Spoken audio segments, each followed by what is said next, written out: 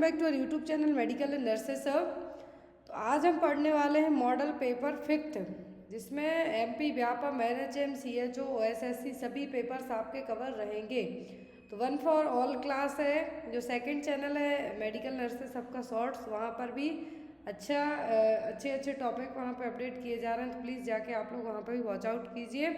अभी रिसेंट में मैंने एक जो वीडियो वहाँ पे अपडेट किया है वो है सेक्सुअल प्रॉब्लम्स को लेके, तो आप चाहें तो वहाँ पे विजिट कर सकते हैं। आपके एग्ज़ाम में भी वो क्वेश्चन एक बार आया हुआ है, इसलिए मैंने वहाँ पे वो टॉपिक पढ़ाया है। और जो सेकंड चैनल है वहाँ पर आपके लिए डिसीज़ से रिलेटेड क्या प्रॉब्लम्स है, मेनली जो हम MSN में डिसीज़ पढ़ते हैं, कम्युनिकेबल डिसीज़ पढ़ते हैं, वो वहाँ पर डेली आपको एक डिसीज़ है जो अपडेट की जाएगी ओनली 10 मिनट की क्लास में। तो यहाँ पर आज का जो मॉडल पेपर फिफ्थ है, साथ ही साथ ANM वालों के लिए, GNM वालों के लिए हिंदी में भी क्लासेस ली जा रही हैं डेली, और बट वो क्लासेस शॉर्ट होती हैं, उसमें आपके एटलीस्ट 30 MCQs तक कवर कर दिए जाते हैं 20 मिनट की क्लास में। तो आप लोग प्लीज़ उसको भी वॉच आउट कीजिए। तो यहाँ पर जो मॉडल पेपर फिफ्थ है, इसमें जिनका भी MP व्यापम का already I think rule book update कर दी गई है, फॉर्म फिलअप के लिए भी डेट बता दी गई है, लास्ट डेट कब है, आपका एग्ज़ाम कब होगा, सभी चीज़ें अपडेट कर दी गई हैं। OSSC का एग्ज़ाम आई थिंक इसी मंथ के एंड में होने वाला है। NHM के अलग अलग जगह पेपर हो रहे हैं, CHO का पेपर है, हिमाचल प्रदेश में पेपर है। सभी पेपर के लिए क्लासेस बहुत ज़्यादा हेल्पफुल रहेंगी, तो आप लोग प्लीज़ ज़रूर देखिए इनको। और जो भी आपको एग्ज़ाम से रिलेटेड हेल्प की ज़रूरत हो तो आप मेरे व्हाट्सएप नंबर पर मुझे कांटेक्ट कर सकते हैं।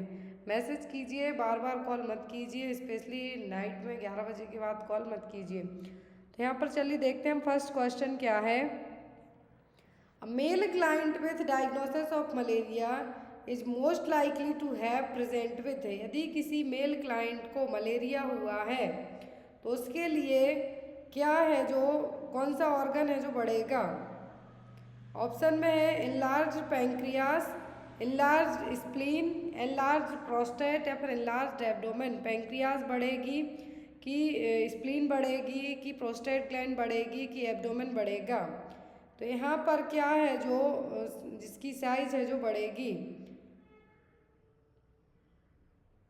तो यहाँ पर यदि किसी मेल क्लाइंट की बात हो रही है तो क्या होगा, वो होगा कौन सा ऑर्गन बढ़ेगा, तो वो बढ़ेगा स्प्लीन। और स्प्लीन क्यों बढ़ेगा, क्योंकि जो इम्यून सिस्टम होता है, जितने भी मलेरियल पैरासाइट्स होते हैं, क्या करेंगे, जब RBC भी आपकी अफेक्ट होंगी, और जब RBC बहुत ज़्यादा डिस्ट्रक्टेड होंगी, स्प्लीन को हम क्या कहते हैं, ग्रेवयार्ड कहते हैं स्पेशली RBC के लिए। लेकिन जब एक ग्रेवयार्ड क्या हो जाएगा, भरते जाएगा स्प्लीन के डिस्ट्रक्शन के कारण, तो ये क्या बन जाएगा, एक तरीके से इसमें क्या देखने को मिलेगा, इनलार्जमेंट, जिसको हम क्या कहते हैं, स्प्लीनोमेगाली। क्या कहेंगे, स्प्लीनोमेगाली।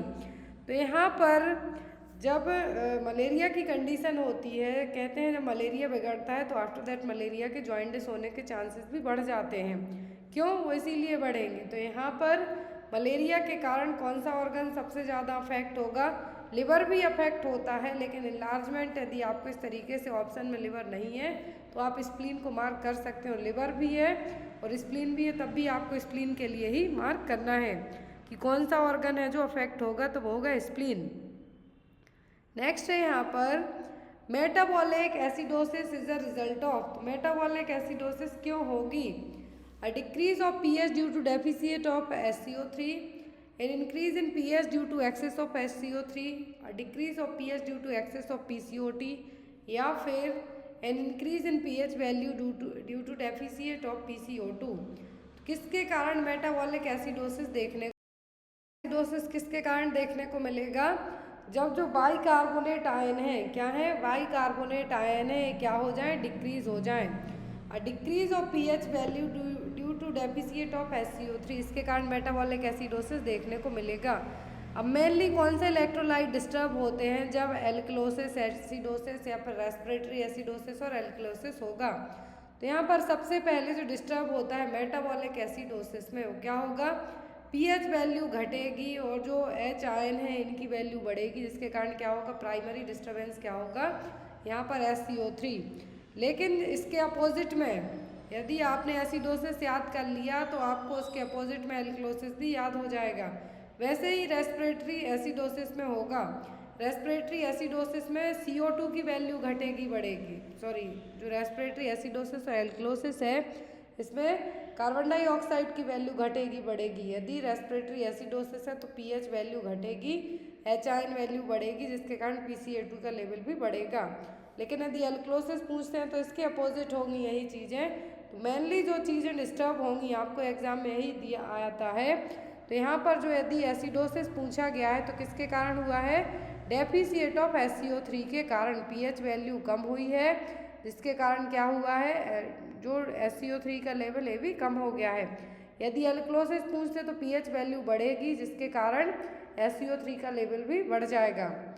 नेक्स्ट है यहाँ पर the precursor of steroids is, तो स्टेरॉइड्स के प्रिकर्सर क्या हैं? ऑप्शन में है यहाँ पर amino acids, fatty acid, cholesterol या फिर बिलिरुबिन। तो यहाँ पर जो प्रिकर्सर हैं ऐसी चीज़ें जो कि उस चीज़ को बनाने के लिए क्या करेंगी, इन्फ्लुएंस करेंगी, बढ़ावा देंगी, प्रिकर्सर वही कहलाएंगे यहाँ पर। तो स्टेरॉइड्स के लिए क्या प्रिकर्सर है, तो वो है कोलेस्ट्रॉल। क्या है, कोलेस्ट्रॉल। नेक्स्ट है यहाँ पर थ्योरी दी हुई है एक, इसका आपको नाम बताना है, हर एक एग्जाम में आती है, स्पेशली CHO एग्जाम में आती है। थ्योरी है यहाँ पर the theory that means which focus on the performance और practice of activities that individuals perform on their on behalf in maintain life, health and wellbeing. What is the name of that theory?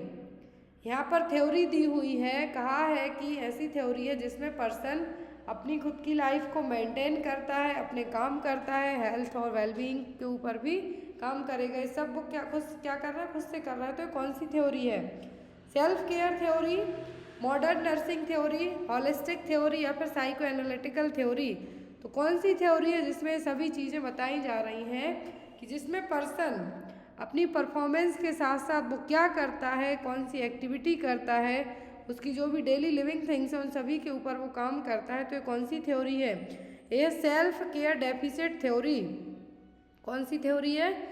Self care deficit theory, जो कि किसने दी थी? डोरेथिया Orem ने। Exam में आता है self care deficit theory किसने दी थी?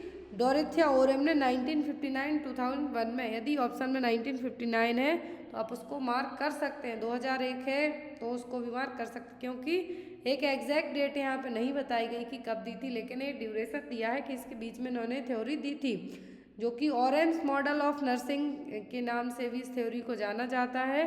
क्यों? क्योंकि जिन्होंने दी है वो कौन थे? डोरेथिया ओरेम्स। तो इस थ्योरी का नाम क्या? Self care deficit theory. इस थ्योरी में क्या फोकस किया गया है? Individuals ability to perform self care, अपनी खुद के ऊपर क्या आप केयर करते हैं, वो चीज़ें इस थ्योरी में बताई गई हैं। तो यहाँ पर आपको एग्जाम में यदि डायरेक्टली थ्योरी का नाम ना दिया जाए, 3 लाइनें दी जाएं जिसमें आपको फोकस करना है अपने ऊपर, अपनी बैलेंसिंग लाइफ पर, तो वो थ्योरी कौन सी? वो सेल्फ केयर थ्योरी दी है डोरेथिया ओरेम ने। नेक्स्ट है यहाँ पर in which year medical termination of pregnancy act was passed in India? तो भारत में MTP एक्ट कब पास हुआ था? 1981 में, 1980, 1971 या फिर 2021 में? तो MTP act medical termination of pregnancy act कब पास हुआ था इंडिया में? 1971 में। कब? 1971 में।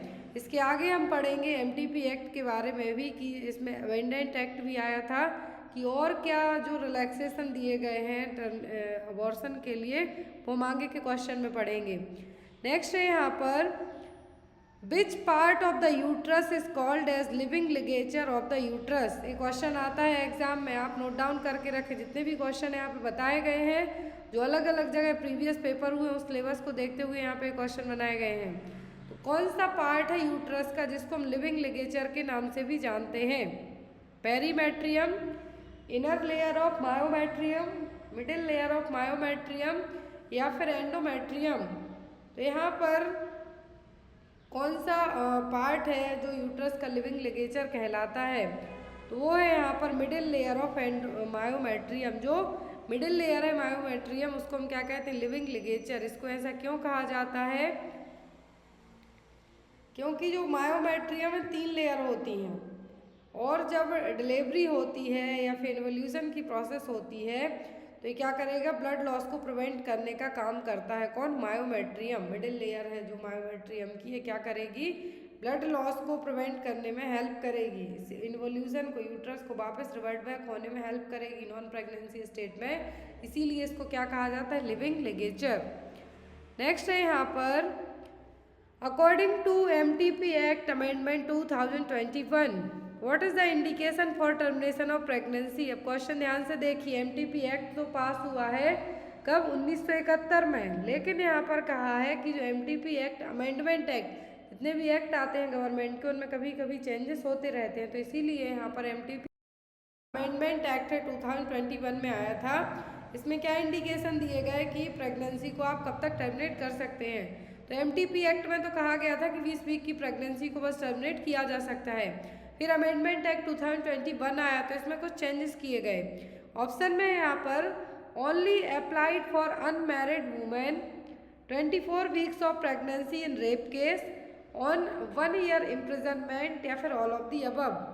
तो यहाँ पर क्या है जो MTP एक्ट अमेंडमेंट में चेंज किए गए थे, तो वो था यहाँ पर ये सभी जितनी भी अनमैरिड वुमेन है, क्या है, जितनी भी अनमैरिड वुमेन है उनके लिए 24 वीक की प्रेगनेंसी कब, जब रेप केस रहा हो।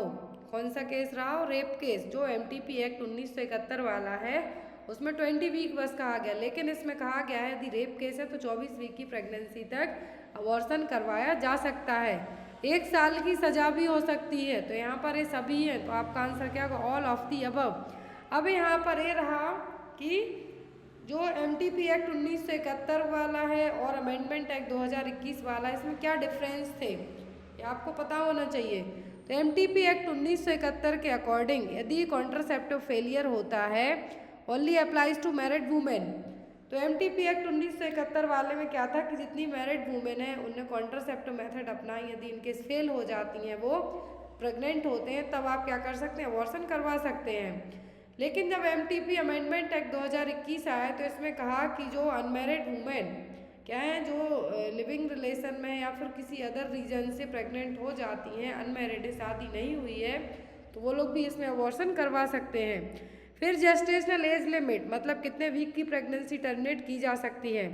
तो MTP एक्ट 1971 के अकॉर्डिंग ओनली 20 वीक की प्रेगनेंसी को टर्मिनेट किया जा सकता है, लेकिन अमेंडमेंट एक्ट 2021 के अकॉर्डिंग यदि 24 वीक की प्रेगनेंसी रेप के कारण हुई है तब इसके लिए क्या किया जा सकता है, अबॉर्ट करवाया जा सकता है, या फिर कुछ बेबी को फीटल एबनॉर्मलिटीज़ है तो ऐसे केस में 24 वीक की प्रेगनेंसी को अबॉर्ट किया जा सकता है। कौन कर सकता है अब अबॉर्शन MTP एक्ट 1971 और 2021 के अमेंडमेंट एक्ट के अकॉर्डिंग? तो 1 registered medical practitioner till 12 week, यदि 12 वीक तक की प्रेगनेंसी है तो एक रजिस्टर्ड मेडिकल प्रैक्टिशनर कर सकता है, और यदि MTP अमेंडमेंट एक्ट की बात करें तो 20 वीक में। फिर ओपिनियन रिक्वायर्ड होता है यदि 20 वीक की प्रेगनेंसी हो गई हो, कब, एक्ट 1971 वाले में 2 रजिस्टर्ड मेडिकल प्रैक्टिशनर का। लेकिन यदि यहाँ पर 2021 का जो एक्ट था इसमें ऐसा नहीं था कि इतने ईजिली अबॉर्शन करवाए जा सकें। इसमें 2 रजिस्टर्ड मेडिकल प्रैक्टिशनर, 20 से 24 वीक का यदि जेस्टेशनल पीरियड हो चुका है, मेडिकल बोर्ड का अप्रूवल की भी ज़रूरत पड़ेगी, तब जाके अबॉर्शन करवाया जा पाएगा। यदि यहाँ पर किसी भी वुमेन ने ये जो कॉन्फिडेंशियलिटी है इसको ब्रीच किया तो उनको 1000 रुपये तक फाइन, और एक जो दूसरा एक्ट था तो इसमें क्या था, 1 साल तक की सज़ा। फाइन तो लगेगा ही लगेगा, साथ में आप जेल भी जा सकते हैं। तो दोनों एक्ट के बारे में आपको डिफरेंस याद रखना है, क्योंकि लास्ट टाइम जो एग्ज़ाम हुआ था उसमें 1971 वाले एक्ट की जगह 2021 का अमेंडमेंट एक्ट है, इससे भी क्वेश्चन आपको आए हुए थे। नेक्स्ट है यहाँ पर which day is known as the longest day. तो सबसे लंबा दिन किसको कहते हैं हम, 21 जून को, 21 दिसंबर को, 21 सितंबर को, या फिर नन ऑफ दी अबव। तो सबसे लॉन्गेस्ट डे कौन सा कहलाता है, 21 जून, जिसको हम समर सॉलिस्टिस के नाम से भी जानते हैं। Next one, when we celebrate the world population day, जनसंख्या दिवस, भारत की जनसंख्या दिन पे दिन बढ़ती जा रही है, वो दिन दूर नहीं जब हम चाइना को क्रॉस कर जाएं। तो यहाँ पर वर्ल्ड पॉपुलेशन डे, विश्व जनसंख्या दिवस कब मनाते हैं, 11 जुलाई को, 11 जून को, 21 जून को कि 12 जुलाई को। जो स्पेशली जो भी लोग NHM CHO वाले एग्ज़ाम दे रहे हैं या फिर हिमाचल प्रदेश वाले जो लोग एग्ज़ाम दे रहे हैं वो लोग प्लीज़ जितने भी नेशनल इंटरनेशनल डेज हैं रिवाइज करके जाएं, आपको एग्ज़ाम में ज़रूर आएंगे। तो वर्ल्ड पॉपुलेशन डे हम कब मनाते हैं? 11 जुलाई को। कब मनाते हैं? 11। इसकी थीम क्या है इस साल की? 2022 की 11 जुलाई को हम हर साल मनाते हैं। इस साल की थीम है a world of 8 billion towards a resilient future for all, harnessing opportunities and ensuring rights and choices for all. तो यहाँ पर इस साल की थीम है वर्ल्ड पॉपुलेशन डे की थीम, एग्जाम में आपको आ सकती है, 2022 की थीम है। नेक्स्ट है यहाँ पर largest peninsular river of India. तो भारत की सबसे लंबी नदी कौन सी है? गंगा, नर्मदा, गोदावरी या फिर यमुना। लार्जेस्ट पेनिसुलर रिवर पूछा है तो वो कौन सी नदी है? Godavari. Next one, BC Roy award given in which field? BC Roy award किस फील्ड में दिया जाता है? अभी रिसेंट में जो नोबेल पीस प्राइज और जो बहुत सारे लोगों को फिजिक्स केमिस्ट्री में अवार्ड मिले हैं उन अवार्डीज़ के आपको नाम याद रखना है, एग्जाम में आपको आ सकते हैं। तो जो BC रॉय अवार्ड है, द विधान चंद्र रॉय अवार्ड, जिसको हम क्या कहते हैं, फुल नेम क्या है इसका? विधान चंद्र रॉय अवार्ड, जिसको हम BC अवार्ड कहते हैं, और ये दिया जाता है मेडिसिन के फील्ड में। जो डॉक्टर थे, doctor BC Roy medical council of India के जो सदस्य भी थे, 1962 में ये जो अवार्ड दिया गया था, और ये अवार्ड दिया जाता है मेडिकल के फील्ड में। और हम नेशनल डॉक्टर्स डे कब मनाते हैं? 1 जुलाई को।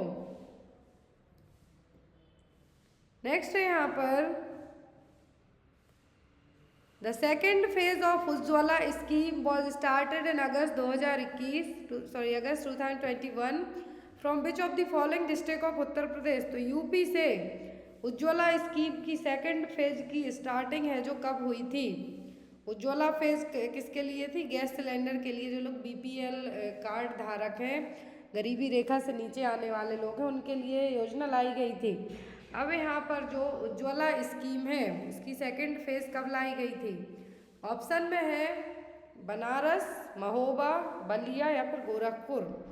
तो ये जो फेज लाई गई थी कौन सी?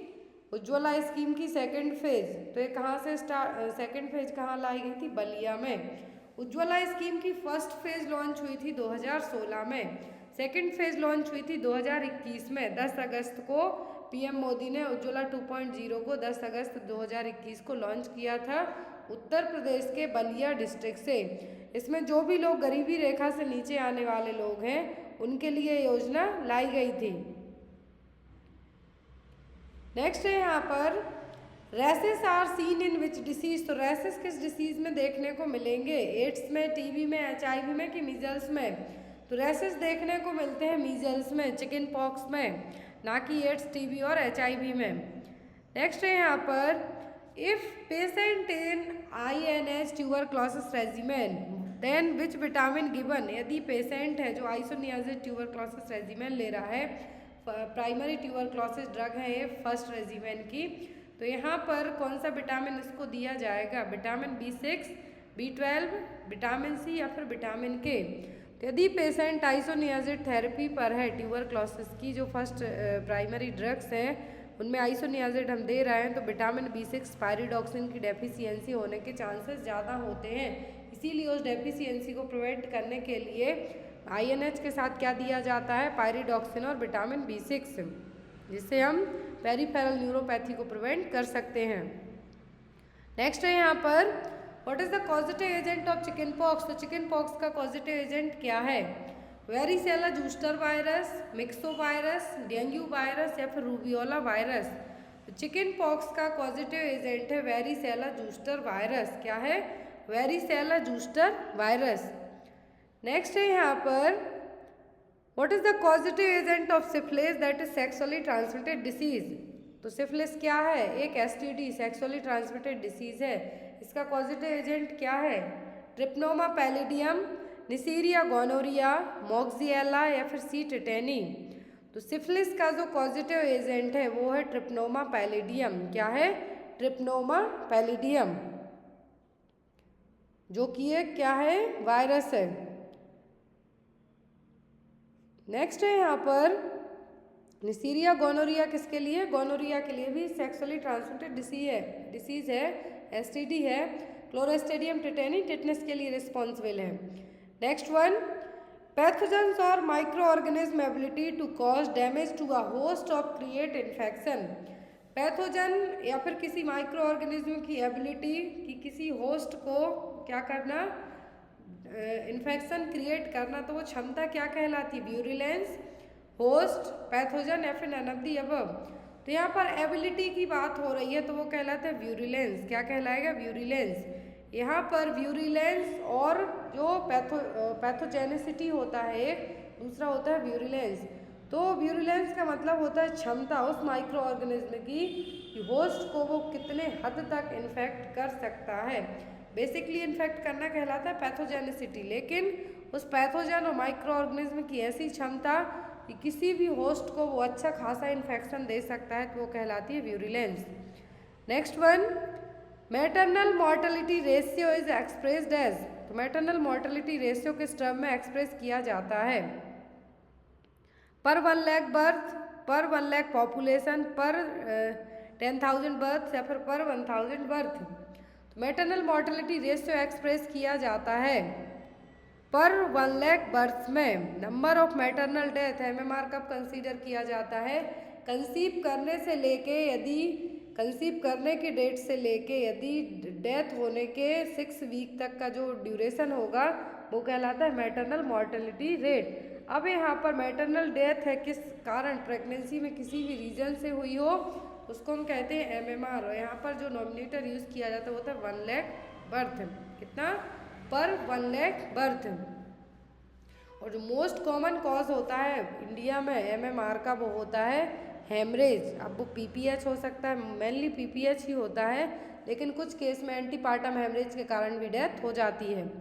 Next one, from the age of 1 to 3 the stage of development is called. जब एज 1 से 3 साल हो तो कौन सा डेवलपमेंट कहलाएगा, फेलिक स्टेज का, ओरल स्टेज का, जेनाइटल स्टेज का कि एनल स्टेज का।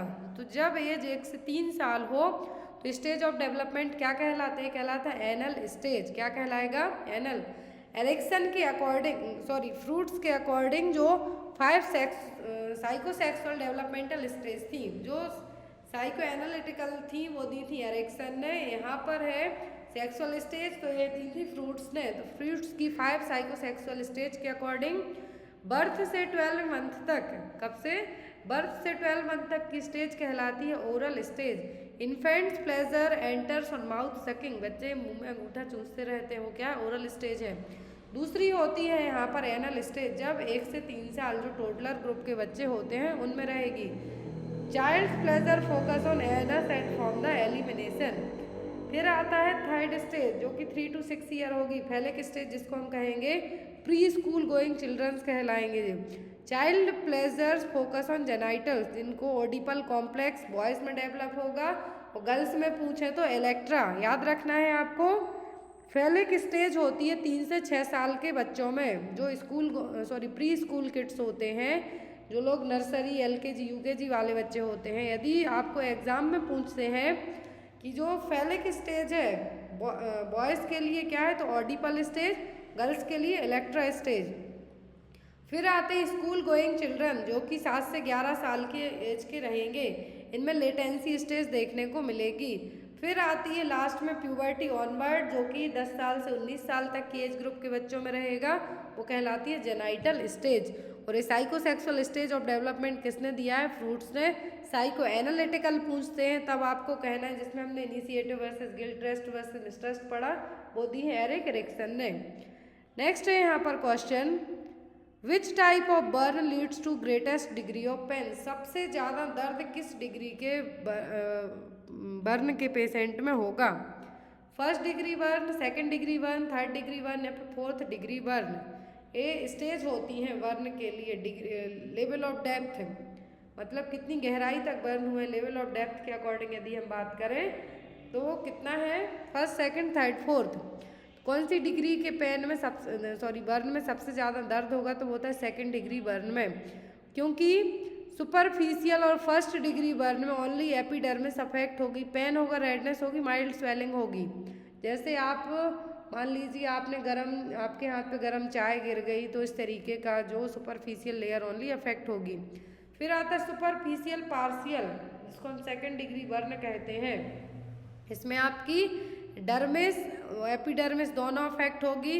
इसमें ब्लिस्टर्स होंगे, आपको सीवियर स्वेलिंग देखने को मिलेगी, तो इसमें सबसे ज़्यादा दर्द होता है। फिर आता है डीप पार्शियल बर्न, जिसको हम थर्ड डिग्री बर्न कहेंगे। इसमें क्या होगा, दर्द बहुत कम होगा, माइनर दर्द होगा, लेकिन यहाँ पर जो रेटिकुलर रीजन है वो भी अफेक्ट होगा। फिर फुली थिकनेस बर्न में, और जो फोर्थ फुली थिकनेस बर्न में क्या होगा, सबक्यूटेनियस टिश्यू भी अफेक्ट होंगे। यहाँ पर इवन आपकी बोन्स तक भी जो बर्न रहेगा, जलना होगा वो रहेगा, जिसके कारण आपको पेन फील नहीं होगा। जो फुल थिकनेस बर्न है उसमें पेन नहीं होता। मोस्टली जो सबसे ज़्यादा दर्द होता है सुपरफिशियल पार्शियल थिकनेस बर्न में या फिर सेकेंड डिग्री बर्न में। नेक्स्ट है यहाँ पर रूल ऑफ 9 यूज़ किया जाता है किसके लिए, बर्न पेशेंट के लिए, परसेंटेज के लिए कि टोटल बॉडी सरफेस एरिया में कितना एरिया बर्न हुआ है। रूल ऑफ 9 में बॉडी के अलग अलग पार्ट को डिवाइड करके बताया जाता है कि कितने % बर्न हुआ है। फिर TBSA पार्कलैंड फार्मूला यूज़ किया जाता है। रूल ऑफ 9 हमने किसके लिए यूज़ किया, कितने % बॉडी जली हुई है। फिर पार्कलैंड फार्मूला यूज़ किया जाता है कि कितना फ्लूइड हमें एडमिनिस्टर करना है बर्न पेशेंट में। नेक्स्ट वन है यहाँ पर, in human body iron is absorbed इन, तो ह्यूमन बॉडी में आयरन का एब्जॉर्प्शन कहाँ पर होता है, ड्यूडेनम में, ईसोफेगस में, इलियम में, कि कहीं पर भी नहीं। तो आयरन का एब्जॉर्प्शन होता है हमारी बॉडी में स्मॉल इंटेस्टाइन का जो पार्ट है ड्यूडेनम, वहाँ पर किस फॉर्म में होता है वो हम आगे देखते हैं। The most important test for iron store, तो यहाँ पर आयरन स्टोर के लिए मोस्ट इम्पॉर्टेंट टेस्ट कौन सा है, serum calcium, serum ferritin, serum phosphate या फिर नन ऑफ द अबव। तो आयरन का स्टोर है जो ह्यूमन बॉडी में, एब्जॉर्प्शन कहाँ पर हो गया, तो एब्जॉर्ब हुआ आयरन हमारी बॉडी में ड्यूडेनम में। अब कौन सा टेस्ट करवाएंगे कि पता चलेगा आयरन सही से स्टोर हो रहा है या नहीं, तो वो होता है सीरम फेरिटिन टेस्ट। कौन सा test, serum ferritin test. Next है यहाँ पर, dietary advice for people with peptic ulcer should include avoiding, तो यदि किसी पर्सन को पेप्टिक अल्सर है कौन सी डाइट अवॉइड करने के लिए उसको कहा जाएगा, small frequent meals, high caloric diet, high fibre diet या फिर स्पाइसी फूड। तो पेप्टिक अल्सर में क्या होगा, ऑलरेडी HCl का प्रोडक्शन हाई हो रहा है, तो ऐसे केस में आपको क्या कहना है, स्पाइसी फूड नहीं लेना है, जिससे और ज़्यादा अल्सर का कारण बन सकते हैं। हाई कैलोरी डाइट ले सकते हैं आप, स्मॉल फ्रिक्वेंट मील्स ले सकते हैं, फाइबर डाइट ले सकते हैं, लेकिन यहाँ पर आपको जो चीज़ अवॉइड करने के लिए कही जाएगी वो क्या होगी, वो होगी आपका स्पाइसी फूड, मिर्च मसाले तला भुजा खाना आपको नहीं खाना है। नेक्स्ट है यहाँ पर, हार्ड इम्यूनिटी रिफर्स टू, तो हार्ड इम्यूनिटी का मतलब क्या है, high level of immunity of individuals, low level of immunity among high risk groups, the overall immunity levels in a community, a small portion of the community being immunity to a pathogen. तो क्या है जो यहाँ पर, तो यहाँ पर क्या है जो कि हार्ड इम्यूनिटी का मतलब होगा। हार्ड इम्यूनिटी कब बनती है, जब किसी आप पैथोजेनिक ऑर्गेनिज्म के कांटेक्ट में लंबे टाइम तक रहे, फिर आप उसके कांटेक्ट में रहते भी हैं तो भी आपको उससे कुछ अफेक्ट नहीं होगा, वो कहलाती है हार्ड इम्यूनिटी। और ये हार्ड इम्यूनिटी का मतलब यहाँ पर क्या है कि पूरी कम्युनिटी, जिस कम्युनिटी में आप रह रहे हैं उन सभी में इस इम्यूनिटी का डेवलप होना। जैसे कोविड फैला था मान लीजिए, तो कुछ हद तक जिनको बार बार एक प्रॉब्लम हुई तो वहाँ पर कहा कि हार्ड इम्यूनिटी डेवलप हो गई है। अभी कंफर्म नहीं है कि हार्ड इम्यूनिटी डेवलप हुई थी या नहीं, लेकिन यदि किसी पर्टिकुलर एरिया में पूरी पॉपुलेशन की इम्यूनिटी डेवलप हो जाती है तो उसको कहा जाता है हार्ड इम्यूनिटी। नेक्स्ट वन है यहाँ पर, which of the following anti helminthics is added to diethylcarbamazine due to adjuvant value in treating lymphatic filariasis. तो कौन सा जो DEC है, diethylcarbamazine, drug of choice है फाइलेरियासिस, लिम्फेटिक फाइलेरियासिस को ट्रीट करने के लिए, तो कौन सा एडजुवेंट वैल्यू है जो यहाँ पर ऐड की जाएगी पारेंटेलपोमेट, पिप्राजीन, मेबेंडाजोल या फिर एल्बेंडाजोल। तो लिम्फेटिक फाइलेरियासिस के साथ में लिम्फेटिक फाइलेरियासिस को ट्रीट करने के लिए डीईसी के साथ में ड्रग ऑफ चॉइस एग्जाम में आता है लिम्फेटिक फाइलेरियासिस का, तो आपको आंख बंद करके मार्क करना है डाइएथाइल कार्बामाजिन और डीईसी। अब यहाँ पर कौन सी एडजेसेंट वैल्यू है जो ऐड की जाती है, तो वो है एल्बेंडाजोल की। क्या है? एल्बेंडाजोल की। किसके लिए? फाइलेरियासिस को ट्रीट करने के लिए। एल्बेंडाजोल ड्रग ऑफ चॉइस किसके लिए? हेलमिंथिक इन्फेस्टेशन को मैनेज करने के लिए और ट्रीट करने के लिए।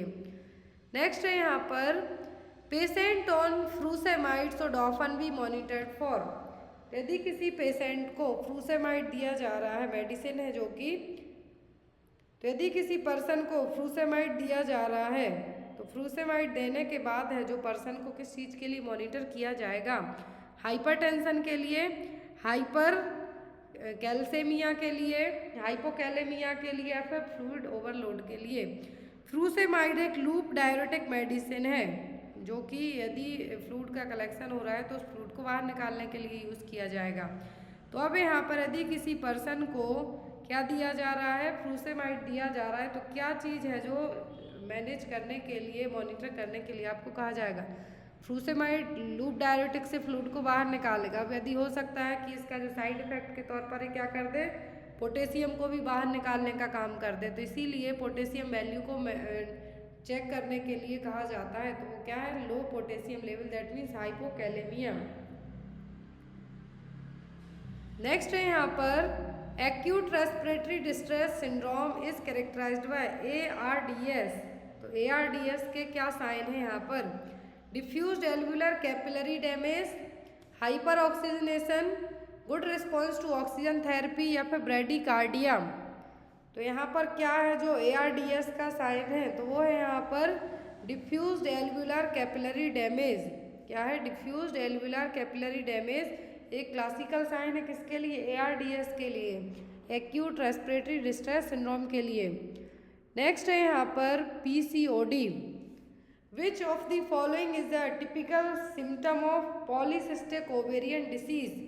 पॉलीसिस्टिक ओवेरियन डिसीज में क्या होता है? जो ओवरीज हैं, 2 ओवरीज होती हैं, कभी कभी सिंगल में, कभी दोनों ओवरीज में सिस्ट का फॉर्मेशन हो जाता है। फ्लूइड फिल्ड सैक टाइप से बन जाएंगे, छोटे छोटे सैक बनेंगे जिनमें फ्लूइड भर जाएगा, तो वो कहलाता है PCOD। ये अलग अलग रीजन से हो सकता है। अब यहाँ पर कौन सा टिपिकल सिम्टम देखने को मिलेगा यदि किसी को PCOD हो जाता है? तो प्यूरिलेंट वेजाइनल डिस्चार्ज, एनवोल्यूशन, डिसमेनोरिया या फिर प्री मेंस्ट्रुअल पेन। तो यदि किसी को PCOD होता है, पॉलीसिस्टिक ओवेरियन डिसीज होती है, तो जब ओवरी क्या करती हैं? ओव्यूलेशन का, अंडा बनाने का काम करती हैं, ओवम बनाने का काम करती हैं। लेकिन जब उन्हीं ओवरीज में सिस्ट का फॉर्मेशन हो जाएगा तो क्या करती हैं? एक सबसे पहले आपके पीरियड्स प्रॉपर टाइम पे नहीं आएंगे, कभी 2 महीने 3 महीने में आएंगे। तो जब पीरियड्स नहीं आ रहा है मतलब एग का फॉर्मेशन नहीं हो रहा, और एग का फॉर्मेशन नहीं हो रहा है तो उसको हम क्या कहते हैं? Anovulation. क्या कहेंगे? Anovulation. जब एग रिलीज हो रहा है, बन रहा है, तो वो प्रोसेस कहलाएगी ओव्यूलेशन। लेकिन जब ना तो एग बन रहा है ना पीरियड्स आ रहे हैं तो प्रोसेस क्या कहलाएगी? एनवोल्यूशन। और PCOD में क्या है? PCOD में ये सबसे ज़्यादा कॉमन साइन देखने को मिलेगा। प्री मेंस्ट्रुअल पेन का मतलब होता है पीरियड्स आने के एटलीस्ट 1 वीक पहले से ही आपको क्रैम्प्स आने लगे, बॉडी में पेन होने लगे, हाथ पैर दर्द होने लगे, तो वो कहलाता है प्री मेंस्ट्रुअल पेन। प्री का मतलब होता है बिफोर, मेंस्ट्रुएशन आने के पहले ही जो दर्द हो रहा है वो। डिसमेनोरिया का मतलब होता है पेनफुल मेंस्ट्रुअल साइकिल, आपके पीरियड्स टाइम टू टाइम आ रहा है, 28 दिन की मेंस्ट्रुअल साइकिल है आपकी, 5 दिन पीरियड्स रहते हैं आपके, ब्लीडिंग होती है, तो 5 दिन आपके लिए क्या होगा? लोअर एब्डोमिनल पेन होगा, बैक पेन होगा, वो क्या कहलाता है? Dysmenorrhoea, painful menstruation. Next one है यहाँ पर A patient got admitted to the hospital with a history of reduced renal reserve. His urine sample were studied. Which of the following is an important index of renal disease? यदि किसी person को hospital में admit किया गया, उसकी पहले history रही है कि रीनल रिजर्व जो वैल्यू है वो क्या है? कम है, तो यहाँ पर यूरिन सैंपल लेने के बाद किसकी स्टडी की जाएगी कि पर्सन को रीनल डिसीज होने के चांसेस होंगे? कीटोन बॉडीज की, वाइल्ड सॉल्ट की, एल्ब्यूमिन की वाइल्ड पिगमेंट की। तो जो यहाँ पर स्टडी की जाएगी वो होगी एल्ब्यूमिन के लिए। और एल्ब्यूमिन क्या है? प्रोटीन। और ये किसके लिए किया जाएगा कि पर्सन को नेफ्रोटिक सिंड्रोम डेवलप तो नहीं हो रहा है, इसीलिए एल्ब्यूमिन चेक है जो यहाँ पे किया जाएगा। Next one, which of the following test is used to detect albumin in the urine. Urine में एल्ब्यूमिन तो नहीं है, जो एल्ब्यूमिन प्रोटीन है, बॉडी में सबसे ज़्यादा पाया जाने वाला प्रोटीन कौन सा है? एल्ब्यूमिन। यूरिन में एल्ब्यूमिन तो नहीं है, उसको डिटेक्ट करने के लिए कौन सा टेस्ट किया जाता है? Rothera's test, Fouchet's test, Hay's test या फिर heat and acetic acid test. कौन सा टेस्ट किया जाता है यूरिन में एल्ब्यूमिन है या नहीं इसको पता करने के लिए? तो वो होता है heat and acetic acid test. Next है यहाँ पर हे टेस्ट, रोथरा टेस्ट, दोनों एग्जाम में आपको जाता है। यूरिन में एसिटिक एसिड तो नहीं, एसीटोन बॉडीज तो नहीं, उनके लिए हे टेस्ट किया जाता है वाइल्ड सॉल्ट के लिए कि यूरिन में वाइल्ड सॉल्ट प्रेजेंट तो नहीं है उसके लिए। और यहाँ पर एल्ब्यूमिन तो नहीं है यूरिन में, उसके लिए कौन सा टेस्ट किया जाएगा? Heat and acetic acid test. अब यहाँ पर जो एक और टेस्ट है फॉचेट टेस्ट। क्या है? फॉचेट टेस्ट। ये एक टेस्ट है जिसमें यूरिन में वाइल्ड सॉल्ट तो नहीं, इसी के लिए भी टेस्ट किया जाता है। फॉचेट टेस्ट और हे टेस्ट दोनों है जो यूरिन में वाइल्ड को डिटेक्ट करने के लिए यूज़ किए जाते हैं। नेक्स्ट है यहाँ पर which of the following is a normal inorganic constituent of urine. तो यूरिन में जो इनऑर्गेनिक और ऑर्गेनिक कॉन्स्टिट्यूंट है क्या है? तो यहाँ पर कहा है कि इनऑर्गेनिक कॉन्स्टिट्यूंट कौन सा है यूरिन का? यूरिया, यूरिक एसिड, अमोनिया या फिर क्रेटिनिन। तो कौन सा है जो यहाँ पर यूरिन में इनऑर्गेनिक कॉन्स्टिट्यूंट है? तो दो तरीके के कॉन्स्टिट्यूंट रहते हैं, एक होता है ऑर्गेनिक, इनऑर्गेनिक। तो ऑर्गेनिक में आता है आपका urea, uric acid, creatinine, organic sulphate और यूरोब्लिनोजिन। ये क्या है? 5 चीज़ें होती हैं किसमें ऑर्गेनिक कंपोनेंट्स हैं, कॉन्स्टिट्यूंट हैं यूरिन के। लेकिन इनऑर्गेनिक कौन कौन से होते हैं? Chloride, sulphate, calcium, ammonia. Inorganic phosphate. Organic sulphate होता है ऑर्गेनिक में ही, लेकिन इनऑर्गेनिक फॉस्फेट होता है इनऑर्गेनिक कंपाउंड में। तो यदि यहाँ पे कहा है आपसे इनऑर्गेनिक कॉन्स्टिट्यूंट पूछा है यूरिन का, तो आपको कहना है अमोनिया। अमोनिया ऑप्शन में नहीं है, क्लोराइड है तो उसको मार्क कर सकते हैं, सल्फेट को मार्क कर सकते हैं, कैल्शियम को कर सकते हैं। लेकिन ऑर्गेनिक पूछे जाते हैं तो ऑर्गेनिक में आता है urea, uric acid, creatinine. Next है यहाँ पर on auscultation of lungs what should be an accurate description of a wheeze. तो जब आप ऑस्कल्टेशन कर रहे हैं लंग्स का तो आपको व्हीजिंग साउंड सुनाई देगा, सीटी जैसे बजती हैं। और व्हीजिंग साउंड किसका क्लासिकल साइन होता है? अस्थमा वाले मरीज का। तो यहाँ पर क्या है जो व्हीजिंग साउंड के लिए प्रॉपर डिस्क्रिप्शन होगा? Soft breezy low pitched sound longer on inspiration, loud pitched rumbling coarse sound heard during inspiration, blowing sound that are medium pitched equally on inspiration and expiration, या फिर high pitched squealy musical sound louder on expression. कौन सा sound है जो व्हीजिंग sound के लिए proper तरीके से आप उसको क्लैरिफाई कर सकते हैं कि व्हीजिंग है? तो वो है आपका high pitched squeakily musical sound louder on expression. जब आप सांस को छोड़ते हैं, बाहर की तरफ छोड़ेंगे, तब आपको एक लाउडर साउंड सुनाई देगा जिसको हम कहते हैं व्हीजिंग साउंड। और क्या है? हाई पिच्ड साउंड है, इसको क्या कहा गया है? Wheezing sound. Next one, which of the following is the most accurate description of nursing diagnosis. तो नर्सिंग डायग्नोसिस का मोस्ट एक्यूरेट डिस्क्रिप्शन कौन सा होगा? Nursing diagnosis is oriented to the problem of the patient, nursing diagnosis is oriented to the disease process, nursing diagnosis describes the individuals response to the disease process, या फिर nursing diagnosis remains constant throughout the duration of illness. Nursing diagnosis में एक accurate description है जो कैसे मिलेगा, इस तरीके से आप प्रॉपर नर्सिंग डायग्नोसिस बना सकते हैं। तो वो है यहाँ पर कि नर्सिंग डायग्नोसिस डिस्क्राइब करेगा किसी भी डिसीज़ की प्रोसेस को, उस बेस पर आप क्या करेंगे? डायग्नोस प्लान करेंगे, पर्सन को क्या डायग्नोस है, क्या डिसीज़ हुई है। तो डिसीज़ की प्रोसेस है जो क्या बताएगी आपको कि क्या पर्सन में डायग्नोस है। नेक्स्ट है यहाँ पर which of the following sign test is the nurse assessing when a patient is able to stand feet together and eyes open but sways or falls with eyes closed।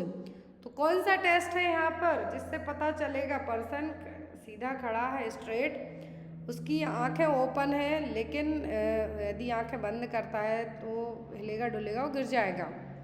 चौवस्टिक sign, ब्रुजिन्स्की sign, रॉमबर्ग test या फिर हेस test. तो कौन सा test यहाँ पे perform किया जा रहा है रॉमबर्ग साइन। और ये जो लोग या तो शराब पीते हैं या फिर जिनको अटैक्सिया की प्रॉब्लम है या फिर जिनको बॉडी बैलेंस प्रॉपर तरीके से खड़े हो नहीं पा रहे उनके लिए टेस्ट किया जाता है। और इस जो भी लोग स्पेशली ड्रिंक एंड ड्राइव करते हैं या शराब पी के कार चलाते हैं तो ट्रैफिक पुलिस वाले इस टेस्ट को ज़रूर करते हैं। तो यहाँ पर दोनों पैरों को साथ में खड़े आंखें ओपन करके खड़ा करवाया जाता है। यदि आप प्रॉपर खड़े नहीं हो पा रहे गिर जाते हैं आंखें बंद करते ही साथ, तो ये क्या है रॉमबर्ग साइन। और इस टेस्ट का नाम भी क्या है रॉमबर्ग टेस्ट। चौवस्टिक साइन देखने को मिलता है जो डीवीटी वाले होते हैं, हॉमन साइन, ब्रुजिन्स्की साइन देखने को मिलता है मेनिंजाइटिस में। नेक्स्ट है यहाँ पर A 3-year-old boy is admitted to the emergency department after a fall that fractured his arm. What would be the type of assessment that the nurse will quickly conduct? यहाँ पर question है कि एक 3 साल का बच्चा इमरजेंसी डिपार्टमेंट में admit हुआ है, गिरने के कारण उसके हाथ में फ्रैक्चर है। तो एज अ नर्स आप क्या कंडक्ट सबसे पहले करेंगे, कौन सा असेसमेंट करेंगे? Comprehensive, problem focused, ongoing assessment या फिर आइडेंटिफिकेशन ऑफ क्लाइंट्स स्ट्रेंथ। तो ऐसे केस में फर्स्ट आप किस तरीके का असेसमेंट करेंगे? तो ऐसे केस में पर्सन को क्या प्रॉब्लम है उस चीज़ पर आप सबसे पहले फोकस करेंगे। आफ्टर दैट आप ऑनगोइंग जो चीज़ें चल रही उसके बारे में पता करेंगे, पर्सन की क्या क्षमता है, ये सभी चीज़ें। लेकिन 3 साल का बच्चा है, इमरजेंसी डिपार्टमेंट में लाया गया है, तो फर्स्ट प्रायोरिटी होगी आपकी प्रॉब्लम फोकस्ड असेसमेंट करना। नेक्स्ट क्वेश्चन की तरफ मूव करेंगे हम। क्वेश्चन है यहाँ पर When assessing body temperature on hospitalized patient, the rectal route would be preferred by the nurse in which of the following patient? तो यहाँ पर यदि किसी पर्सन का बॉडी टेम्परेचर चेक कर रहे हैं, हॉस्पिटलाइज्ड है पेशेंट, रेक्टल रूट आप किस पर्सन में प्रेफर करेंगे? 12-year-old adolescent with fever, 55-year-old lady with cardiovascular disease, an unconscious 6-month-old infant, a 30-year-old man with hemorrhoids। First thing जिनको कार्डियोवैस्कुलर डिसीज़ है उनमें रेक्टल टेम्परेचर चेक नहीं किया जाता, जिनको हेमरॉइड्स है उनमें रेक्टल टेम्परेचर नहीं लिया जाता। और यदि बच्चा 12 साल का है, कॉन्सियस है, फीवर है उसको, तो आप उसका एक्सिलरी टेम्परेचर ले सकते हैं, ओरल ले सकते हैं, रेक्टल लेने की ज़रूरत नहीं है। लेकिन जो बच्चा 6 महीने का इन्फेंट है, बेहोश है, अनकॉन्सियस है, तो उसमें आप रेक्टल टेम्परेचर प्रेफर कर सकते हैं। Here is the right answer is option number C. और जो एक्सिलरी ओरल टेम्परेचर होगा उसके कंपेयर में रेक्टल टेम्परेचर एक्यूरेट रीडिंग है जो प्रेजेंट करता है 0.5 डिग्री सेंटीग्रेड की। नेक्स्ट है यहाँ पर using Maslow hierarchy of needs, a nurse assign high priority to which client need. इसका आंसर आप लोग कमेंट बॉक्स में देना कि जो मास्लो की थ्योरी है उसके अकॉर्डिंग है जो हाई प्रायोरिटी नीड कौन सी होगी? सिक्योरिटी, सेफ्टी, सेल्फ स्टीम या फिर एलिमिनेशन। कौन सी नीड है जो यहाँ पर हायरार्की नीड्स के अकॉर्डिंग हाई प्रायोरिटी नीड्स मानी जाएगी? Security, safety, self esteem, elimination. तो ये नीड है जो मास्लो की हायरार्की नीड्स थ्योरी है जो नेक्स्ट मॉडल पेपर 6 हम डिस्कस करेंगे उसमें बताएंगे। और इसका आंसर आप लोग कमेंट बॉक्स में देना। Thank you for watching us. Bye bye, have a good day, take care.